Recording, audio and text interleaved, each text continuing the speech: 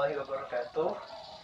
Perkenalkan, nama kakak Muhammad Azali, jurusan PAI, Fakultas Tarbiyah dan Keguruan UIN Antasari Banjarmasin.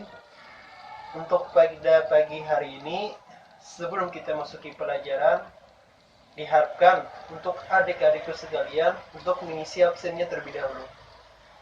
Dan juga sebelum mengisi absen, jangan lupa subscribe dan like dan komen.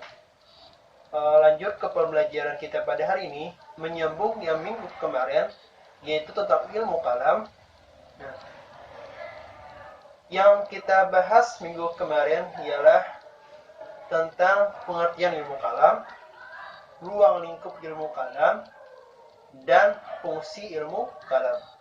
Untuk pada pagi hari ini, yang akan kita bahas ialah sejarah munculnya ilmu kalam. Yang pertama, sejarah ajaran Islam pada masa Nabi. Terus yang kedua, ajaran Islam pada masa sahabat. Jadi dua pokok bahasan itu yang akan kita bahas pada pagi hari ini. Seperti yang telah kita ketahui bersama, dalam masa Nabi itu terdapat dua fase. Yang pertama fase Mekah dan fase Madinah. Kalau yang di fase Mekah, Nabi Muhammad membina akidah Islam yang telah mengikuti surat Nabi Muhammad SAW. Sedangkan yang kedua, adapun perlawanan dari kelompok musyrik Quraisy. Terus setelah Nabi pindah ke Madinah atau hijrah, tetap Nabi membina akidah Islam yang telah mengikuti surat Nabi-Nya. Namun perlawanan di sini bertambah, ialah perlawanan kelompok ahli kitab yang beragama Yahudi dan Nasrani. Terus selanjutnya corak akidah di masa Nabi hanyalah satu, yaitu satu corak ajaran akidah kepada umat, sebagaimana yang diajarkan melalui wahyu, yaitu mempercayai ketuhanan yang Maha Esa, kerasulan Muhammad SAW, beserta ajaran yang dibawanya yang beliau terima lewat wahyu.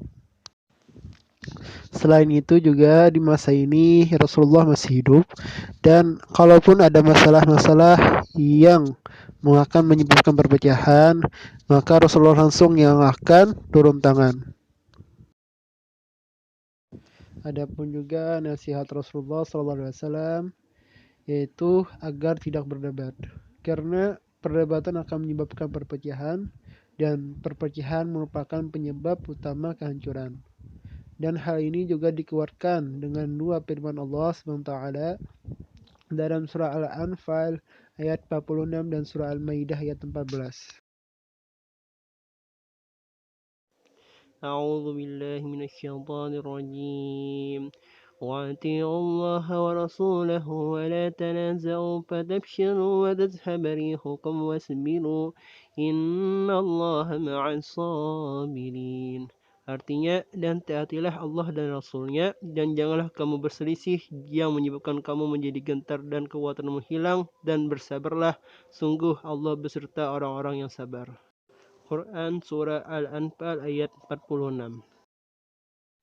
A'udzu billahi minasy syaithanir rajim. Wa minal ladzina qalu inna nasara akhadna mitsaqahum fanashu hazzan mimma dzukkiru bih فأغرينا بينهم العداوة والبغضاء إلى يوم القيامة وسوف ينبئهم الله بما كانوا يصنعون. Artinya, dan di antara orang-orang yang mengatakan kami ini orang Nasrani, kami telah mengambil perjanjian mereka, tetapi mereka sengaja melupakan sebagian pesan yang telah diperingatkan kepada mereka. Maka kami timbulkan permusuhan dan kebencian di antara mereka hingga hari kiamat. Dan kelak Allah akan memberitakan kepada mereka apa yang telah mereka kerjakan. Quran Surah Al-Maidah ayat 14. Kesimpulan dari masa Nabi Muhammad SAW, yang pertama terdapat dua fase, yaitu fase Mekah dan fase Madinah.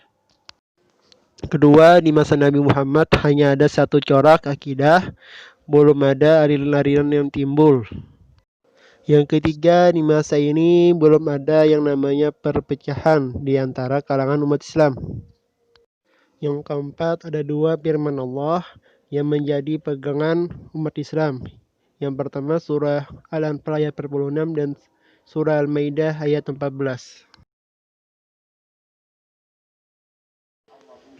Ajaran akidah masa sahabat.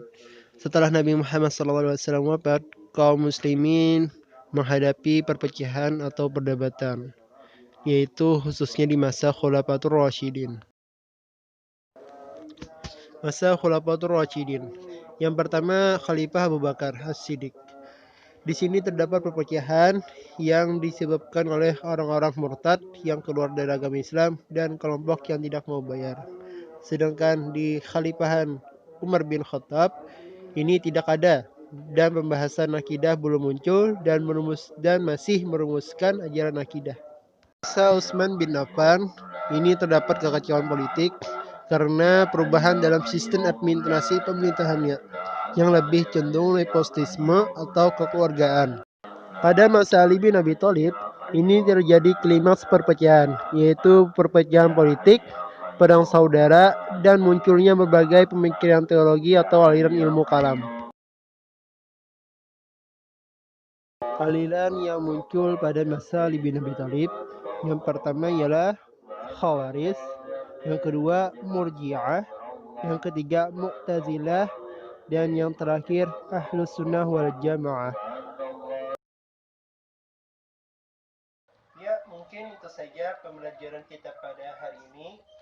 Untuk adik-adikku sekalian yang ada di sana, tetap semangat dalam belajarnya meskipun dalam keadaan yang seperti ini.